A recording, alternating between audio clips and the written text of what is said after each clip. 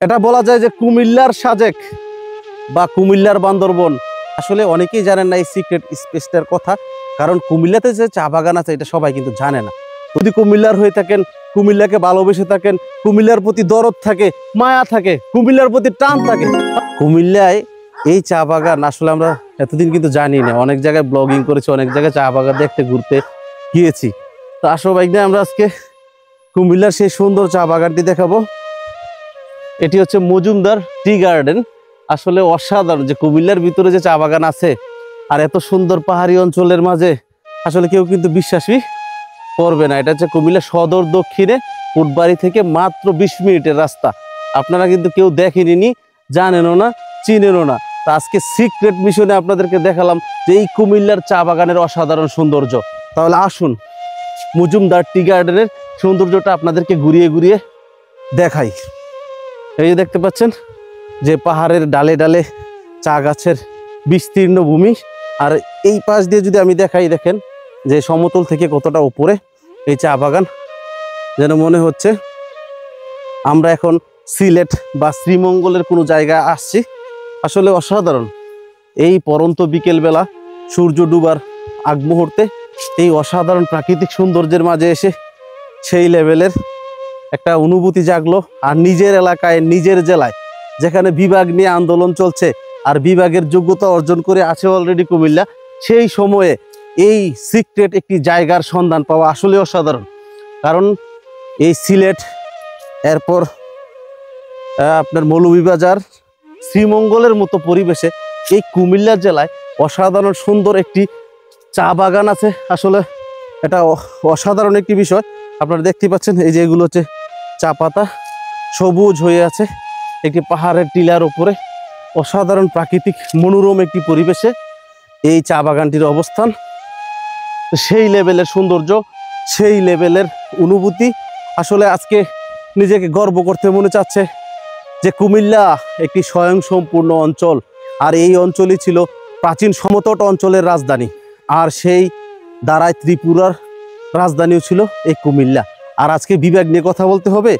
আমরা সর্বদিক দিয়ে স্বয়ংসম্পূর্ণ, শিক্ষা, সংস্কৃতি, ইতিহাস, ঐতিহ্য এবং চা বাগান থেকে ধরে বাংলাদেশের অন্যতম পর্যটন স্পটগুলো এই কুমিল্লাতেই আছে। তো কুমিল্লার এই সিক্রেট সৌন্দর্যটা দেখে আপনাদের কেমন লাগলো? যদি কুমিল্লার হয়ে থাকেন, কুমিল্লাকে ভালোবেসে থাকেন, কুমিল্লার প্রতি দরদ থাকে, মায়া থাকে, কুমিল্লার প্রতি টান থাকে, তাহলে অবশ্যই এই ভিডিওটি শেয়ার না করে কোথাও যাবেন না। ছড়িয়ে দেন যে সিলেটের মতো, শ্রীমঙ্গলের মতো, মৌলভীবাজারের মতো অনেক সুন্দর সুন্দর আমাদের এই এলাকায়ও চা বাগান আছে। তা আমরা সেই পরন্ত বেলায় বিকেলবেলাটা ঘুরতে এসে আসলে অনেক ভালো লাগলো।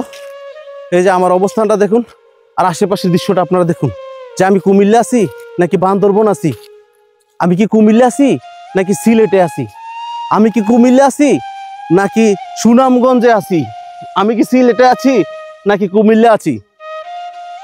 অসাধারণ অসাধারণ। একদম এই চা বাগানটা পেরিয়ে আমরা এই পাহাড় চূড়ার একদম টিলায় এসেছি। এদিকের ভিউটা আপনাদেরকে দেখাই। আসলে কি ভিউ রে ভাই, কোটি টাকার ভিউ, লক্ষ টাকার ভিউ ভাই। সূর্যটা দেখো মামা, একদম লালচে বর্ণ হয়ে আছে, সেই লেভেলের একদম পরন্ত বেলায় ডুবু ডুবু অবস্থায়।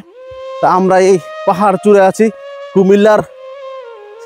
এটা বলা যায় যে কুমিল্লার সাজেক বা কুমিল্লার বান্দরবন বা কুমিল্লার থানচি, এরকম আমরা একটা খেতাব দিতে পারি। দেখতেই পাচ্ছেন যে আমার এই কুমিল্লায় কত সুন্দর পাহাড়, কত সুন্দর পাহাড়ের ডালুতে বাড়ি, কত সুন্দর পাহাড়ের সারি সারি, ঘন কালো জঙ্গল, সাথে চা বাগান।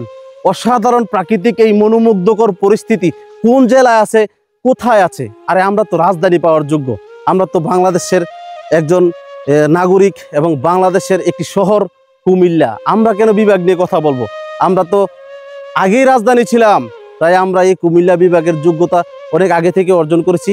কাউকে ছোট করতে চাই না, কারোর সাথে আমরা দ্বন্দ্ব করতে চাই না, অবুঝদের সাথে আমরা তর্কে জড়াতে চাই না। যারা অবুঝ, অযথা বিভাগ নিয়ে আন্দোলন করছে, তাদের ইতিহাস ঐতিহ্য না জেনেই, তো সেক্ষেত্রে আমরা বলতে চাই একটা স্বয়ংসম্পূর্ণ সুন্দর প্রাকৃতিক মনোরম পরিবেশের এবং শিল্প, সংস্কৃতি, শিক্ষা সকল দিক দিয়ে এগিয়ে থাকা এই কুমিল্লার সৌন্দর্যগুলো আজকে আপনাদেরকে দেখাচ্ছি। যে এখানে এসে অবশ্যই আপনারা বুঝতে পারবেন যে কুমিল্লার সৌন্দর্য কতটুকু।